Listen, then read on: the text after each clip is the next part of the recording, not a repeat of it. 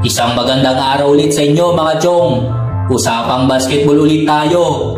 Isang kontrobersyal na Instagram post mula kay Jaylen Brown ang pumukaw na naman ng atensyon ng karamihan, kung saan binansagan si Steph Curry gamit ang Payton Pritchard comparison. Sa kanyang post, ipinakita niya ang stats ni Payton Pritchard na para bang pinapatamaan ang shooting legend na si Steph Curry. At ganito yun, ngayong season, nakagawa na si Pritchard ng 78 3-pointers kumpara sa 63 lamang ni Steph. Kaya naman, proud na proud si Jaylen Brown sa kanyang teammate na ngayon ay hot topic bilang 6th Man of the Year contender. Si Payton Pritchard ay talagang nag-evolve ngayong season. Nagtatala siya ngayon ng 16.4 points, 3.1 rebounds at 2.9 assists sa 21 laro. Hindi lang yan mga chong, dahil meron siyang mataas na shooting percentage na 43.1% mula sa 3-point line. At sa huling 4 na laro niya, mas lalo pa siyang umiinit at nagtala ng 24.5 points, 5.3 rebounds at 3 assists. Dahilan para maging unstoppable ang Celtics. Ang Celtics ay mas lalong nakakatakot na kupunan dahil kay Pritchard na isa ng elite shooter at magaling sa on-ball offense bilang playmaker o scorer.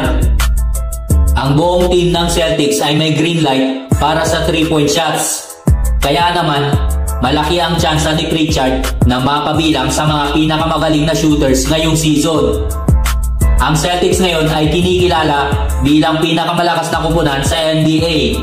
Ayon yan sa maraming eksperto at basketball fans. Samantala, si Steph Curry ay may ibang kwento.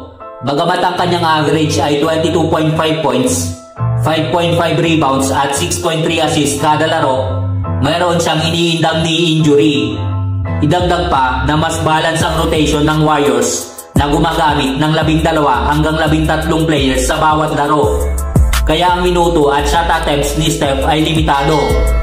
Pero kahit ganito, impressive pa rin ang kanyang 43.4% shooting mula sa 3. Sa kabilang banda, ang Warriors ay struggling sa kanilang huling 4 na laro at nasa bingit ng play-in tournament bilang number 5 seed sa Western Conference. Malaki ang posibilidad na mapilitan si Coach Steve Kerr na bigyan ng mas mahabang playing time si Steph para buhatin ang kupunan. Ang post ni Jaylen Brown ay parang friendly banter, pero hindi maikakaila na highlight din ito ng improvement ni Payton Pritchard bilang isa sa mga elite shooters ng liga. Samantala, si Curry ay nagpapakita pa rin ng consistency kahit pa may limitasyon dahil sa rotation at injury. Susunod na makakalaban ng Golden State ang Houston Rockets na gaganapin sa Biyernes. Anong sa inyo dito mga chong? Comment your opinion down below at pag-usapan natin yan. At huwag kalimutang mag-follow at subscribe para sa mas marami pang kwentuhan. Salamat po! Melton down the lane. Steph that trail side step 3. Good!